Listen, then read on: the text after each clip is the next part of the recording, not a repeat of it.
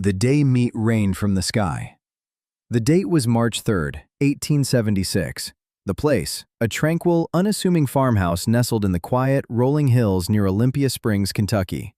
It was just another ordinary Friday in rural America. A woman, Mrs. Allen Crouch, was outside, engaged in the timeless, utilitarian chore of making soap, a common, domestic ritual in the 19th century. The air was clear, the sky an expansive, cloudless blue, a picture of serene domesticity. And then, without warning, without a single cloud in sight, something utterly, profoundly strange fell from the sky. Not gentle rain, not stinging hail, not even a stray bird's feather. No, what fell was meat, chunks of meat, raw, glistening, wet, uncooked meat, falling from the heavens like some grotesque, organic confetti. She watched in stunned disbelief as it splattered around her, landing on the dusty ground, on her clothes, even on the wooden porch. She looked up, frantically scanning the empty sky. No roaring airplane, for flight was still a distant dream. No flock of birds, not even a single one in sight. No balloon, no strange contraption, no discernible source, just meat, falling, from a clear blue sky. This wasn't an isolated incident, a single puzzling anomaly. It wasn't a clever hoax concocted by mischievous neighbors. It genuinely happened. It captivated the nation, making sensational headlines across the country. It stumped the leading scientists of the era. And to this very day, despite countless theories and endless speculation, no one can fully and definitively explain it. This is the true, bewildering, and utterly bizarre story of the day meat rained from the sky. Part 1. A quiet day rudely interrupted. The scene began innocuously enough. Mrs. Allen Crouch, a diligent homemaker typical of her time, was outside her modest farmhouse, diligently attending to her chores. The afternoon sun was warm, just past lunchtime. The fields stretched out around her, quiet and green, under a sky so clear it looked almost painted. The only sounds were the rustle of leaves and the distant chirping of birds. A perfectly ordinary, peaceful day in rural Kentucky. Then, plop! A small, reddish slab of something soft and wet landed unexpectedly beside her. She paused, confused, looking down at the strange object. Was it dirt? A fallen leaf? Before she could process it, another, larger chunk landed with a more pronounced, wet slap. Then another, and another. It kept coming. Not a torrential downpour, but a persistent, unsettling drizzle. She described it as a light shower, lasting for several minutes. Chunks of meat, each about 2 to 3 inches across, resembling freshly butchered strips of flesh, scattered across an area roughly 100 yards wide by 50 yards long, covering the grass, fences, and even parts of her farmhouse. It was as if some invisible, colossal butcher in the sky had decided to empty their apron. The initial shock quickly gave way to bewildered shouts. Neighbors, hearing the strange splattering sounds and Mrs. Crouch's cries of disbelief, rushed over from their nearby farms. They stood alongside her, staring up at the empty sky, then down at the bizarre, fleshy confetti carpeting the ground. They all saw it. There was no denying the evidence. It wasn't a prank. Who could orchestrate such a wide, high-altitude scattering? It certainly wasn't a single slab clumsily dropped by a bird, as one might initially think. No. This was unmistakably a rainstorm of meat, a phenomenon that defied all logic, all scientific understanding, and every natural law they knew. The quiet fields of Olympia Springs had become the stage for one of history's most unbelievable meteorological events. The questions began to swirl. Where did it come from? What was it? And why here? Why now? Part 2. Scientists get involved.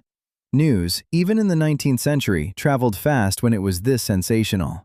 The story of the falling flesh quickly made national headlines. "Flesh falls from the sky," screamed newspaper banners, their bold type struggling to convey the sheer incredulity of the event. Local reporters flocked to Olympia Springs, followed by curious onlookers from across the state and beyond. The Kentucky meat shower became the talk of the nation, a bizarre curiosity that momentarily overshadowed even the most pressing political news. Samples of the mysterious meat were collected, some carefully, some less so. People speculated wildly.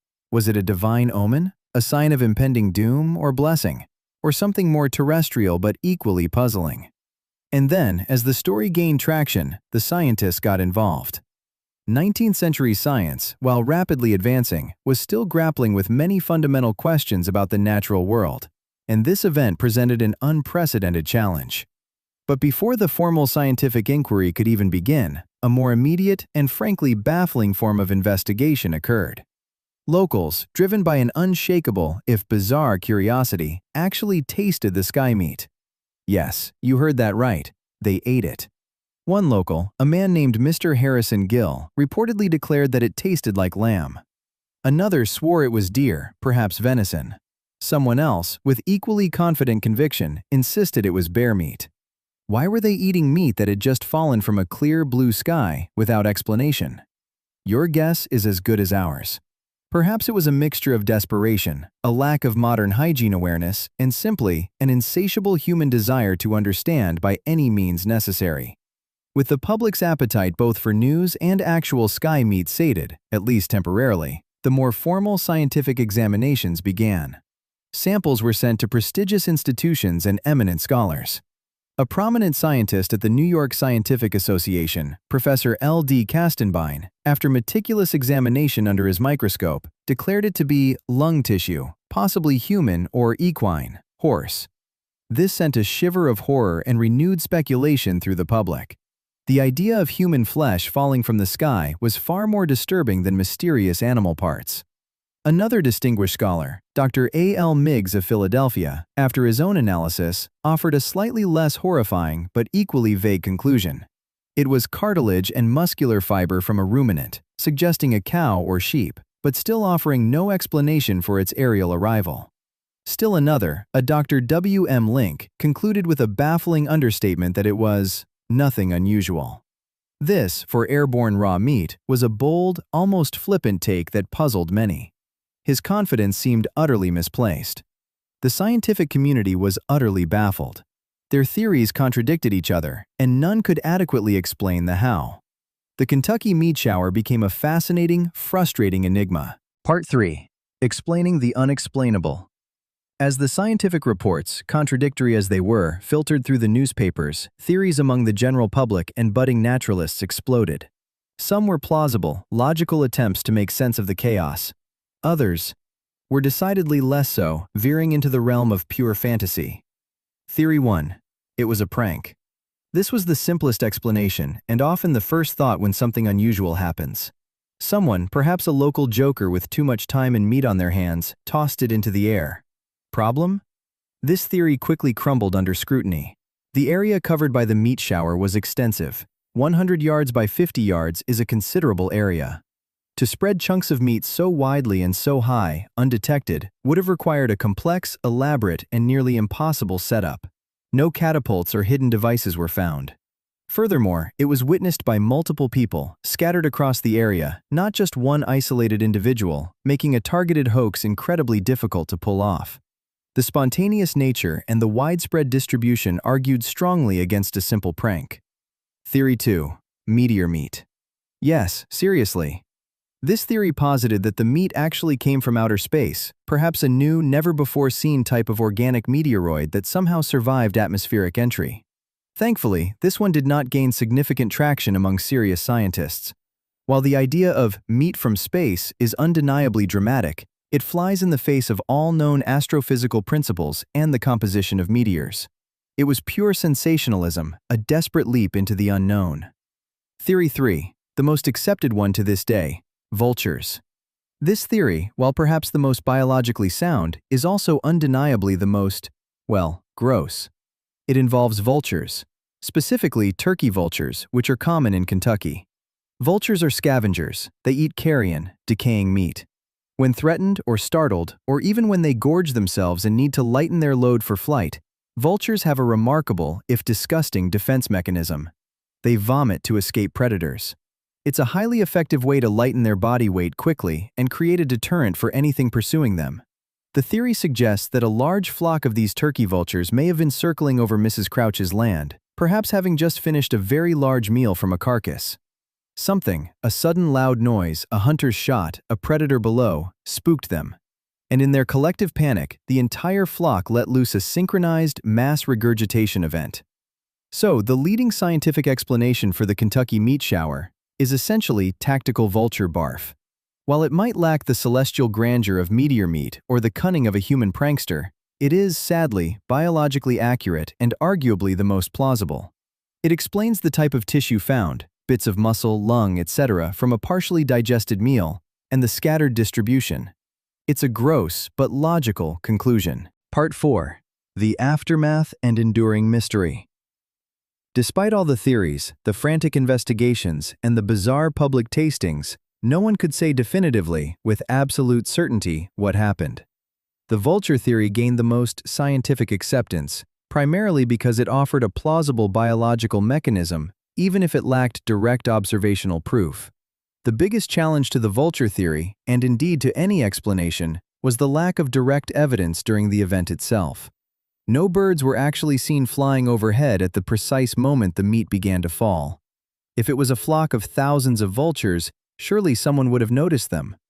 Furthermore, no other farms in the immediate vicinity reported similar meat showers, suggesting a highly localized event. There was no clear trail of discarded meat leading up to the farm, which one might expect if a flock had been flying and vomiting over a longer distance. It was just a localized, almost surgical strike of sky meat. On one farm, one afternoon, under a clear, blue sky. The sensational story, like all news cycles, eventually faded from the front pages of newspapers. The immediate public fascination waned. But the mystery, the sheer baffling nature of it, stuck around. It didn't vanish. Instead, it transformed. It became a peculiar rural legend, whispered by fireplaces in Kentucky, then a fascinating, odd footnote in the annals of early American science and unexplained phenomena. It was, in a way, an early American meme of the bizarre. And no one, no scientist, no skeptic, no dedicated vulture wrangler, no prankster with a bucket, ever managed to recreate the conditions to prove any theory conclusively.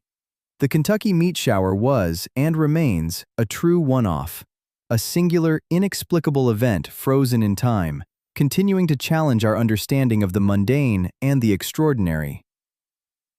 Part 5. History's Odd Patterns. Believe it or not, despite the unique nature of the Kentucky meat shower, meat isn't the only utterly bizarre thing that has inexplicably fallen from the sky. History is, in fact, filled with reports of highly unusual precipitation. Throughout history and across different cultures, we've seen confirmed, and often equally baffling, rainstorms of living creatures. Frogs, fish, snakes, worms, even spiders in Australia, reportedly falling in dense, wriggling masses. These events are often attributed to updrafts or waterspouts sucking up creatures from lakes or oceans and depositing them miles away. For example, in Yoro, Honduras, it's a phenomenon known as lluvia de peces, rain of fish, where fish reportedly fall from the sky every year during certain storms, a recurring mystery that has become a local festival. But meat? Organized, raw chunks of terrestrial animal tissue? That truly only happened once. In Kentucky, in 1876.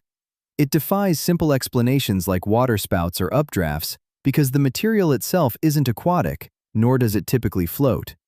Why does this particular bizarre event matter beyond its sheer entertainment value? Because it reminds us how profoundly weird history can be. It pulls back the curtain on the orderly narrative we often construct, revealing moments of pure, unadulterated chaos and mystery. And it highlights how, sometimes, the strangest stories leave the deepest, most enduring mark on our collective consciousness, precisely because they defy easy, neat, and definitive explanation. They tap into our innate human curiosity about the unknown, about the limits of our understanding. They make us question. It's a tale that challenges the boundaries of what we deem possible, reminding us that even in a world increasingly understood by science, there are still inexplicable occurrences that leave us scratching our heads. Part 6. Takeaway for today. So, what profound lessons can we possibly learn from the Kentucky meat shower of 1876? Maybe nothing at all. Maybe it's just a fascinating, gross, and utterly unique anomaly. Or maybe it's this. Even in an age of incredible scientific advancement, some mysteries remain stubbornly unsolved. Science can't, and perhaps will never, explain absolutely everything. there's still room for wonder, for the truly bizarre. People, given the chance, will always be driven by an intense, almost primal curiosity, even to the point of tasting unexplained sky meat. And if it ever starts raining meat from a clear blue sky again, don't just stand there in bewildered shock. Don't simply run for cover. Grab a sample, meticulously documented. Call a scientist immediately. And maybe, just maybe, if you're feeling adventurous and not too concerned about 19th century hygiene, take a nibble. Then, for the next 100 years, tell the story. Because this truly, inexplicably happened. So now you know about the time it rained raw meat in Kentucky, a historical oddity that continues to baffle. Next time, things get even colder and possibly even weirder. In 1511, the people of Brussels staged a full-on political protest. Not with signs, not with fiery speeches, not with torches or riots, but with snowmen. Hundreds of them. Each one a satirical jab at the elite. Some scandalous, some hilarious. One of them was even a nun with very anatomically incorrect snowballs. It's like Renaissance Banksy, with ice. So hit subscribe and join us for the miracle of 1511, when Brussels protested with snowmen. You've heard of silent protest. This was frozen protest.